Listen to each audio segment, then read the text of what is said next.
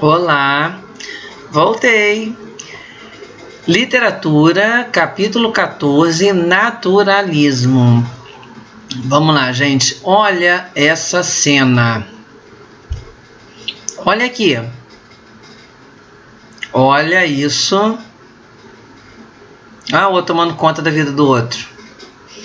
Olha isso. Olha aqui. Olha que coisa mal acabada. Olha. Essa aqui é a famosa laje. Então, gente, isso aqui nada mais é do que a realidade, né? Onde? Mas no Rio, né? Nas favelas, né? Vamos ver isso aqui, ó. Aqui, ó. Favela da Rocinha, no Rio de Janeiro.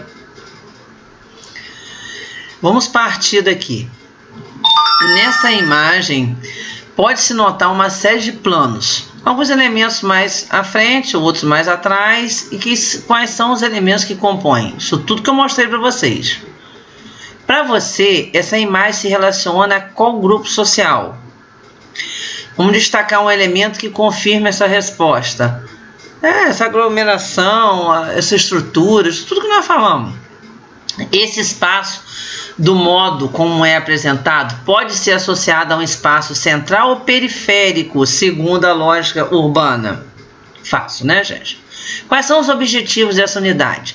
Compreender esses fatores que determinam o surgimento dessa prosa naturalista na Europa e no Brasil, conhecer as doutrinas filosóficas e científicas do século XIX, que dialogam com esse período, com essa literatura, conhecer os tipos de romance, conhecer as manifestações, como a pintura, qual era a influência que tinha no naturalismo e as principais características do naturalismo no Brasil e seus autores.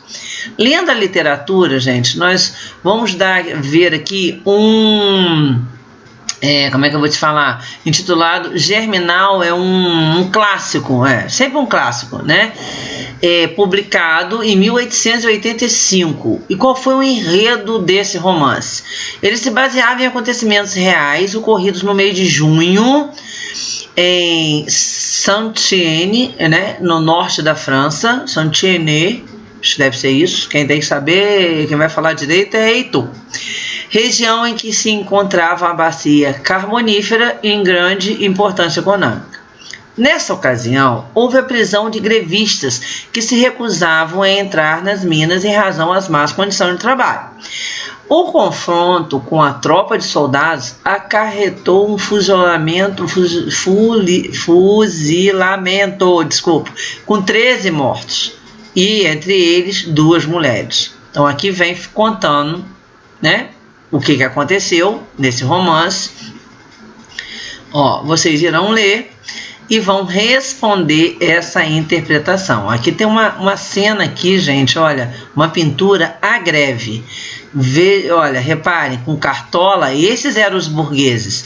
Olha a diferença de vestimenta, olha aqui a fábrica aqui, olha. Tá vendo? Completamente diferente a situação e o povo. Rico e o pobre, aquele que mandava e aquele que obedecia, aquele que tinha condições melhores e aqueles que tinham condições bem piores. Agora, gente, nós vamos falar do contexto histórico. Como que aconteceu o contexto histórico do naturalismo na Europa? As grandes transformações, gente, eles ocorreram nessa passagem de século, 18 para 19. E a decadência dessas estéticas também está associado ao realismo quanto ao naturalismo. Houve, porém, diferenças de modo de compreender o alcance dessas teorias científicas que dominavam esse cenário europeu na segunda metade do século XIX, que era o socialismo, o positivismo e o darwinismo. Aquelas 3 correntes que nós falamos lá atrás. A começar pela conduta do escritor naturalista, não se via como engajado no processo de transformação das condições da vida da população, né? Porque estava na periferia. Essa postura comprometida de alguns escritores, utilizando da sua obra para denunciar a miséria econômica e social de uma parcela da população, era estranha aos olhos dos naturalistas. Tá? Então eles não fizeram muito não, foi um período meio que fraco, vamos dizer assim, né? Tiveram romances, tiveram pessoas importantes, como essa de Queiroz, que era o português, né? lá, né, era o escritor em Portugal, e no Brasil o Júlio Ribeiro, mas nada que tenha dado destaque total. Qual as diferenças entre a literatura realista e a naturalista? Nós temos aqui como possível diferença dessas duas escolas. Muitos eles relacionavam a linguagem literária de uma maneira muito objetiva. Eles adotavam a existência do idealismo contra o controle emocional. Então eles não queriam usar a emoção, e sim a razão. Tá? Centro deles, o antropocentrismo, o homem era o centro. Isso tudo é comum, né? Muitos teóricos estendiam o naturalismo como uma ramificação do realismo. O naturalismo era ramificação do realismo. Então eles eram muito parecidos. Só que o realismo se aprofundava no científico, tá? E aí é que tinha essa diferença, aí que surgia a diferença. Uma das características dos escritores era a crença na escrita literária, quando descrevia os problemas sociais, que tinha como objetivo de reformar a sociedade. E quanto à partida, o outro não era dessa forma, tá?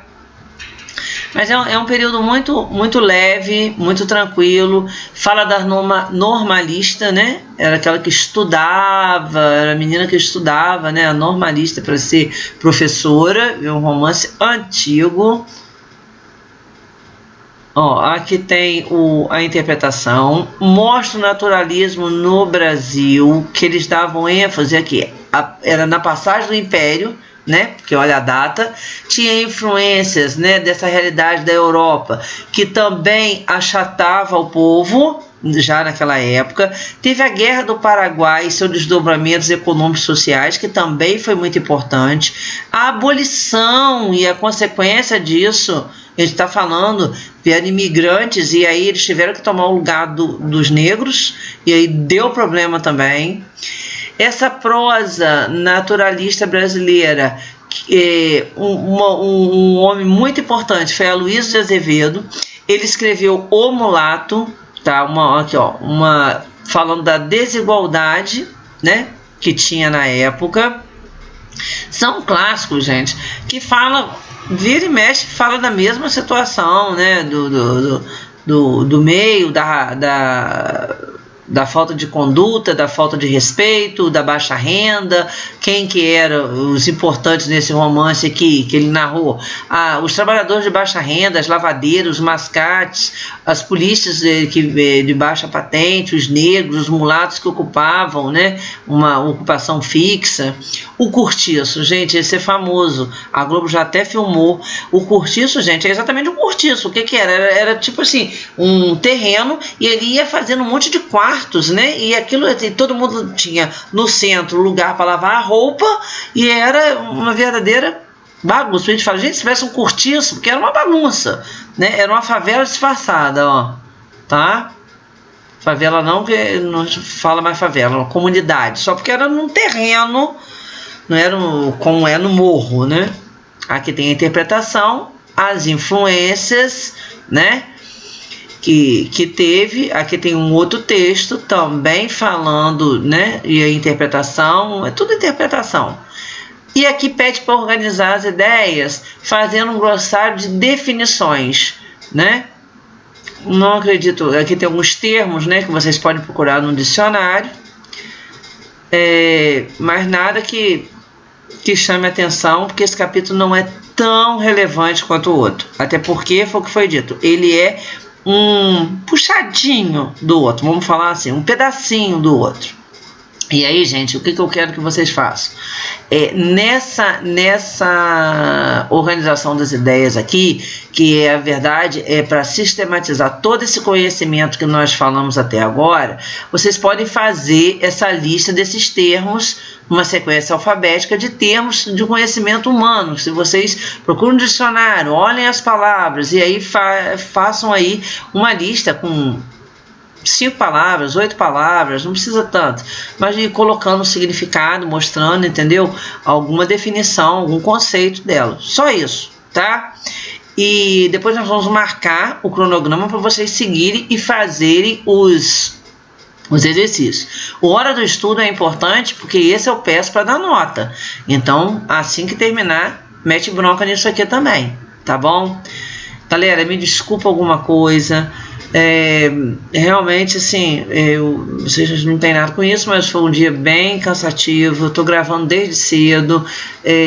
Peço desculpa se não atingir os objetivos. Se alguém precisar de mim, pode me chamar, pode me procurar. A gente conversa, tira as dúvidas, tá? Um beijo carinhoso para vocês. Obrigado pela compreensão. Fiquem com Deus, tá? Todo mundo. Amo vocês. Obrigada.